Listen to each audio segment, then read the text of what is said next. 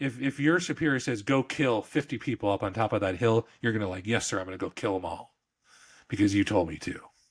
And that's some freaky stuff, man. You know. You think at the core that that's it?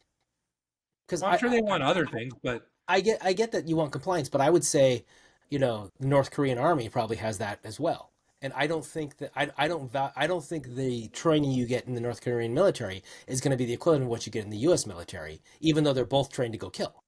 well, yeah, but okay. So there's that's a different thing. I want to break that into at least two pieces, actually. Okay. One is I tell you to do something, and you're gonna go attempt to do it. Now, how capable you are depends on how well I've trained you and the tools and the guns and all this other sort of stuff that you have, right? Your Well, capabilities are different than desire. capabilities are one thing. I think there's a you're told to trust your chain of command in the US military, Yes. I believe, and that has to be backed up by a certain understanding of how decisions are made. Whether you agree with them or not is not the point, right? You Yeah. understand that there's a chain of command, there were orders that came down, there was analysis that was done, there was intelligence that went into this, all that kind of stuff. Versus some militaries, I think you act because you're afraid of getting killed if you don't do what you're told. Oh, that's a different, yeah. And there's definitely some fear in the military, actually. But I Yeah. think there's not as much as other places because I think at some point you've got to have a level of trust, right? Like, look, we're in this together.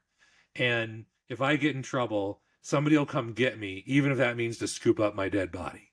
Somebody Mm-hmm. will come. I'm not going to be just abandoned.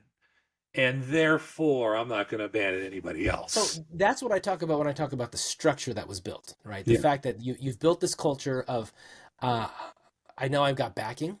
You know, Yes. you may be the grunt out there doing stuff, but there's an organization that's backing you, Yeah. Right. and has built into you a value structure that you think that they have too. You believe that Yeah. they have as well, Yeah. and therefore you trust that they're You going to trust act in a certain way, that they're going to take care of you when the chips are down. right? Yeah. And so I think I was so what I was getting at when they mentioned this was how what would it have been like if this person had done 4 years not in the U.S. Navy but had done it in some other some other country?